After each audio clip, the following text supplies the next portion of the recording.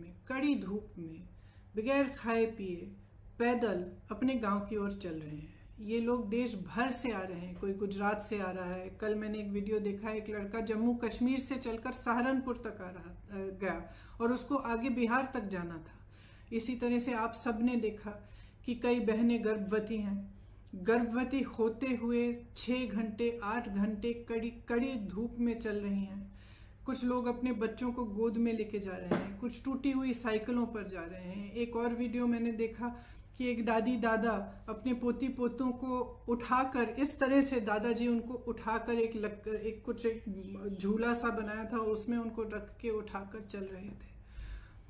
अब हम सबको अपनी जिम्मेदारी समझनी पड़ेगी। ये सिर्फ भारत के लोग नहीं हैं, ये भारत के वो लोग हैं जो भारत की रीढ़ की हड्डी हैं, जिन्होंने ये इमारतें बनाई जिनमें हम रह रहे हैं, जिनके खून और पसीनों से ये देश चलता है। हम सबकी जिम्मेदारी है इनके प्रति, मेरी है, आपकी है, सरकार की है, हर राजनीतिक दल की है। इसलिए मैं समझती हूँ कि ये राजनीति करने का समय नहीं है। बहुत ही स्पष्ट हूँ कि हर राजनीतिक दल अपने राजनीतिक परहेजों को दूर करते हुए सकारात्मक भाव से, सेवा भाव से लोगों की मदद में शामिल हों। तो उत्तर प्रदेश की जो कांग्रेस पार्टी है, इसी भावना को लेकर जैसे ही लॉकडाउन की अनाउंसमेंट हुई, उसके अगले दिन हमने हर जिले में वॉलंटियर ग्रुप बनाए, जिसको हमने कांग्रेस के सिपाही का नाम दिया। इन वॉलंटियर ग्रुप्स के जरिए हमने हेल्पलाइन जारी करी हर जिले में, और दिन रात हम खाना राशन बांटने का काम कर रहे हैं। इसके अलावा हमने सांझी रसोइयाँ खोली। उसके अलावा हमने हाईवे की टास्क फोर्स बनवाए, जो हाईवे पे जो चल रहे हैं उनकी मदद के लिए है।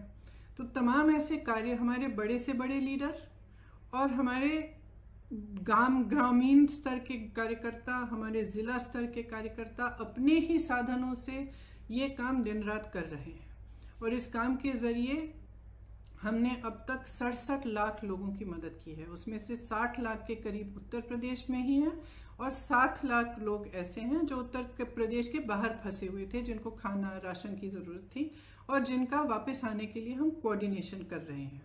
हमारी एक सेंट्रल हेल्पलाइन भी है, उसके ज़रिए भी हम लगातार दिन रात कोऑर्डिनेशन करते हैं।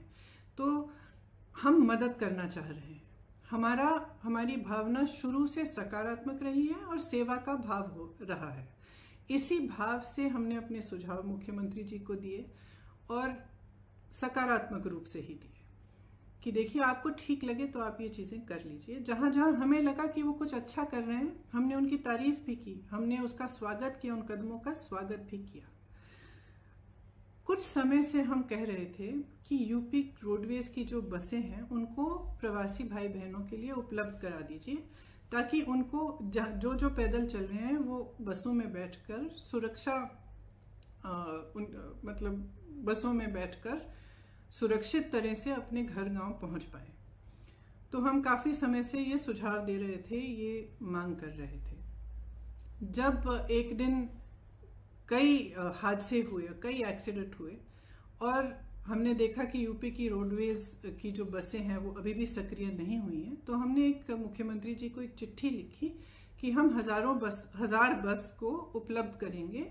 गाजियाबाद और नोएडा बॉर्डर पर हम इन बसों को रोक देंगे, और आप अगर अनुमति देंगे इसके संचालन के लिए, तो जो प्रवासी भाई बहन दिल्ली और एनसीआर क्षेत्र से चल रहे हैं उनको हम इन बसों में बिठाकर अपने घर तक पहुंचा देंगे।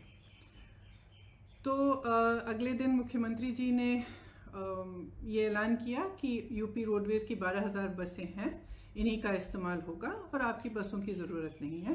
तो हमने 17 तारीख को सुबह 500 बसें गाजियाबाद में खड़ी की थी, हमने उनको वापस भेज दिया। अगले दिन उनसे एक और चिट्ठी मिली कि आप अपनी लिस्ट दे दीजिए, और 1000 बस की आप लिस्ट दे दीजिए, उसमें चालक का नाम होना चाहिए, परिचालक का नाम होना चाहिए, फिटनेस सर्टिफिकेट वगैरह सब कुछ आदि होना चाहिए, ये हमारे पास पहुंचा दीजिए।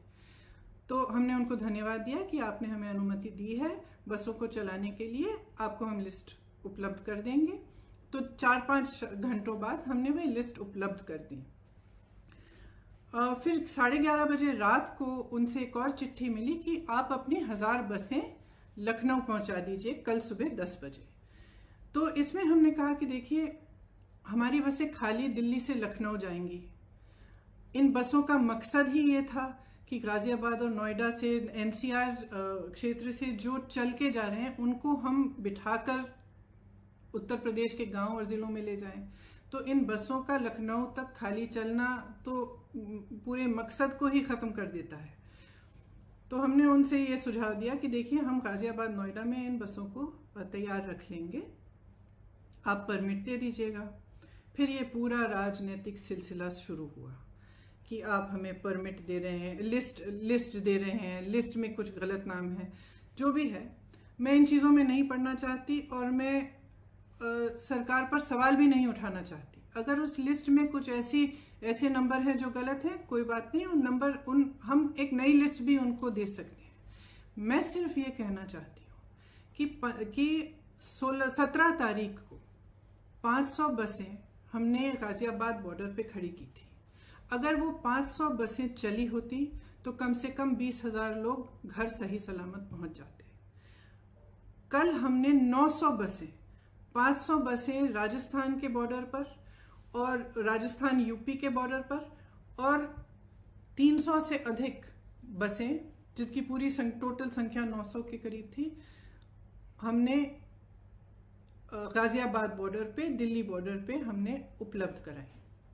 अब अगर ये बसें चली होती तो कल 36,000 और आज 36,000 लोग अपने घर के लिए सही सलामत सुरक्षापूर्ण रवाना हो जाते। लेकिन हम इस राजनीतिक सिलसिले में उलझे रहे। उन्होंने कहा कि लिस्ट गलत है, कुछ ये हो रहा है, वो हो रहा है, बसें हमारी पहुंच गई हैं। कल 4 बजे से हमारी बसें बॉर्डर पे खड़ी थी। उनको आगे परमिट, यूपी के जहाँ पे उन्होंने कहा था कि यहाँ पे हमें गाज़ियाबाद और नोएडा में 2 पॉइंट्स दिए थे, यहाँ तक पहुँचाइए, वहाँ जाने का परमिट ही नहीं दे रहे हैं यूपी के अंदर। तो बसें खड़ी रहीं, आज भी खड़ी हैं। अब मैं सिर्फ ये कहना चाहती हूँ कि देखिए, 4 बजे 24 घंटे हो जाएंगे कि ये बसें उपलब्ध हैं। अगर आपको इस्तेमाल करनी है तो इस्तेमाल करिए, हमें अनुमति दीजिए। आपको भाजपा के झंडे लगाने हैं, इन पे अपने भाजपा के स्टिकर लगाने हैं तो बेशक लगाइए, बेशक लगाइए। आपको अगर कहना है कि आपने उपलब्ध कराई हैं तब भी कराइए, लेकिन इन बसों को चलने दें। क्योंकि जब तक हम इस राजनीतिक उलझन में पड़े रहे हैं ना, जब तक आप अजीब अजीब से बयान दे रहे हैं और तमाम इश्यूज उठा रहे हैं, तब तक हम कम से कम 92,000 लोगों को घर पहुंचा सकते थे। और वही 92,000 लोग आज धूप में चल रहे हैं, उनके सामने तमाम मुसीबतों को झेलते हुए चल रहे हैं।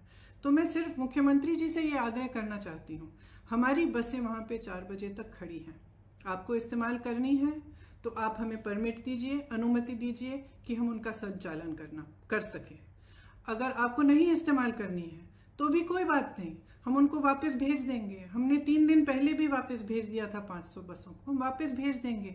जिस तरह से हम लोगों की मदद कर रहे हैं, जिस तरह से हमारे लोग हर ज़िले में, हर शहर में, हमारे कार्यकर्ता प्रवासी भाई बहनों के और लॉकडाउन और महामारी से जो पीड़ित लोग हैं उनकी मदद कर रहे हैं, उस तरह से हम करते रहेंगे।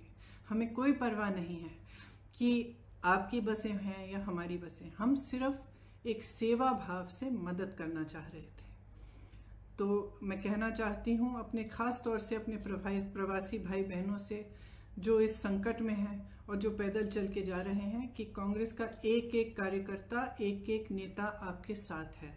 आप उत्तर प्रदेश के जिस ज़िले से, जिस शहर से गुजरेंगे, हमारे लोग आपको मिलेंगे, आपको खाना उपलब्ध करेंगे, आपके लिए पानी उपलब्ध करेंगे, आपकी कोई भी सुविधा की ज़रूरत हो वह उपलब्ध करेंगे। हमारी जो क्षमता है उससे हम पूरी तरह से आपको मदद करने की कोशिश करेंगे और हम आपके साथ इस संकट में खड़े हैं। धन्यवाद।